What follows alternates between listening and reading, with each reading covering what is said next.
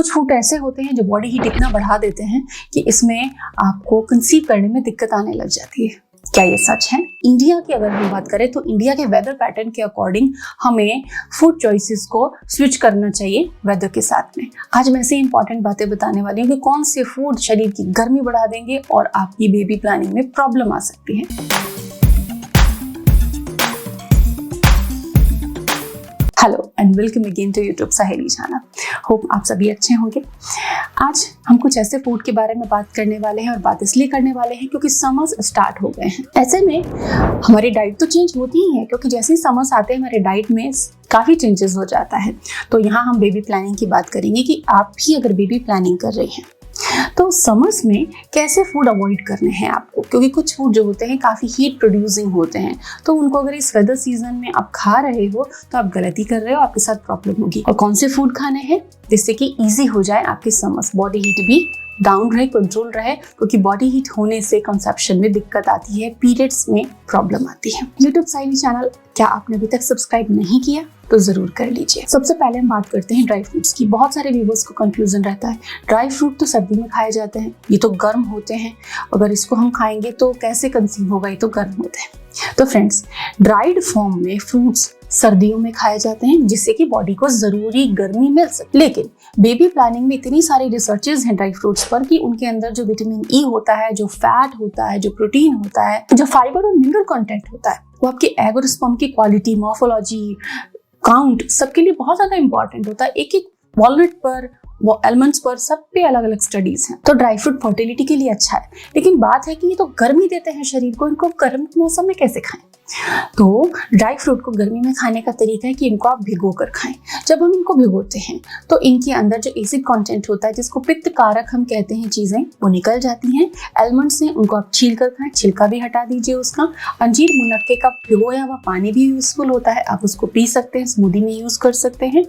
अखरोट को भी भिगो कर खाएं, अखरोट कम समय में भीग जाता है, आलमंड्स को कम से कम 6 से 8 घंटे आपको भिगोना रहता है। तो ड्राई फ्रूट अगर भिगो के खाएंगे तो आप समर्स में भी खा सकते हैं, और इनके अलग अलग प्रिपरेशंस पे भी मैंने हाल ही में वीडियोस शेयर किए, वो भी आपके लिए उपयोगी होगा, आप उन्हें भी फॉलो करें। तो इस तरह से अगर आप ड्राई फ्रूट खाओगे तो बेबी प्लानिंग बिल्कुल ईजी हो जाएगी और आपकी न्यूट्रिशन की जो प्रोफाइल है, आपका जो बॉडी का न्यूट्रिशन लेवल है, वो इम्प्रूव होने लग जाएगा। दूसरी चीज है, गर्मियों में दही बहुत यूज की जाती है, लेकिन दही जो प्रकृति है दही की, वो है गर्म। दही अगर आप खाते हो तो आपको पेट में भारीपन, गर्मी, स्वेटिंग की प्रॉब्लम हो सकती है, एसिडिटी भी बढ़ सकती है। कई लोग कहते हैं अरे यार दही ली और एसिडिटी हो रही है, यहाँ पे जलन हो रही है। तो दही जो है प्रकृति में गर्म है। अगर आपको बॉडी हीट की प्रॉब्लम है तो दही, डायरेक्ट दही को यूज नहीं करना, दही को चर्न करें, उसका बटर मिल्क बनाए जिसकी भी प्रॉपर विधि है, और उसका बटर हटा दें, जो ऊपर बटर आता है उसको हटाएं, सही मात्रा में उसमें पानी ऐड करें, और छाछ को चाहे आप रायते के फॉर्म में, चाहे कभी भी चलते फिरते जीरा, काला नमक ऐड करके, पुदीना ऐड करके आप बटर मिल्क का सेवन 2-3 बार आराम से कर सकते हैं। लेकिन अगर हीट है तो कर्ड यूज ना करें। चीनी को बहुत ज्यादा बॉडी हीट होती है, गर्मी में तो शरीर के अंदर से ताप निकलता है। तो ऐसे में छाछ के अंदर गोंद कतीरा, भिगोया हुआ जेली जैसा गोंद कतीरा होता है, नॉर्मल गोंद से डले आते हैं, उनको आप भिगो दें रात भर, 12 से 14 घंटे में अच्छे से भीग जाते हैं, जेली सी बन जाती हैं। उसको 2 चम्मच 1 ग्लास में आप ऐड करें और पिए। जलजीरा, शरबत, रूह अफ़ज़ा, किसी भी चीज में, बटर मिल्क में आप उसको ऐड करें और उसको आप यूज कर सकते हैं। इंडस्ट्रीज में इसी गोंद कतीरा को कई प्रिपरेशंस में एज ए थिकनर यूज किया जाता है।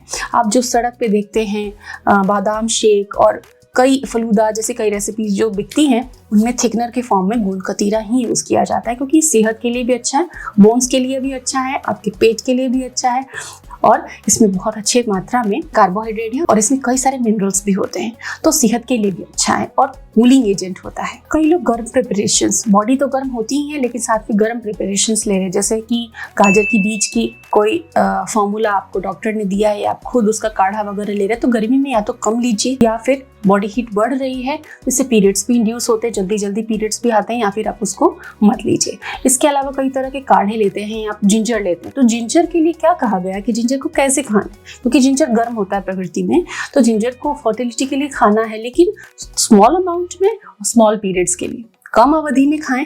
जैसे कि ओव्यूलेशन से पहले 3-4 दिन जिंजर टी ले लिया आपने, दैट्स इट। उसके बाद आप उसे अवॉइड कर सकते हैं अगर आपको बॉडी हीट है, लेकिन ये फॉर्मूला सब पे इवनली लागू नहीं होता, सबकी बॉडी का रिस्पॉन्स अलग अलग होता है। पीसीओडी के पेशेंट्स में ऑलरेडी बॉडी हीट होती है तो उनको छाछ भी लेना होता है, उनको दालचीनी भी लेनी होती है ताकि बॉडी में जो इंसुलिन की प्रॉब्लम है वो कंट्रोल में आ सके, फैट रिडक्शन में हेल्प मिल सके। तो दालचीनी फ्रूट्स पर ले सकते हैं। ओवरनाइट दालचीनी की स्टिक को सोक करें पानी में और वो पानी सुबह खाली पेट पी सकते हैं। जरूरी नहीं कि सर्दी में दालचीनी की चाय पीते थे तो अभी भी दालचीनी की हमको चाय बना के पीनी है, फ्रूट्स पे स्प्रिंकल करके खा सकते हैं। तो ये दालचीनी को खाने का और अदरक को खाने का तरीका है गर्मियों के लिए कि आपको फर्टिलिटी बेनिफिट्स तो मिले लेकिन अननेसेसरीली बॉडी के अंदर हीट ना बढ़े जिससे कि आपको अनइजीनेस ना हो। इसके अलावा ज्यादा अगर आप फैटी फूड खाते हो, ज्यादा प्रोसेस्ड खाते हो तो भी बॉडी हीट बढ़ सकती है। तो फैटी चीजों को, प्रोसेस्ड चीजों को आप ना खाएं। गर्म खाना, ताजा खाना, फ्रेशली कुक्ड फूड आप खाएं। इससे आपके दोषास भी कंट्रोल में रहेंगे एंड बेबी प्लानिंग भी इजी रहेगा, डाइजेशन भी बहुत स्मूथ रहेगा और न्यूट्रिशन लेवल इसी से बढ़ेगा। Thanks for watching.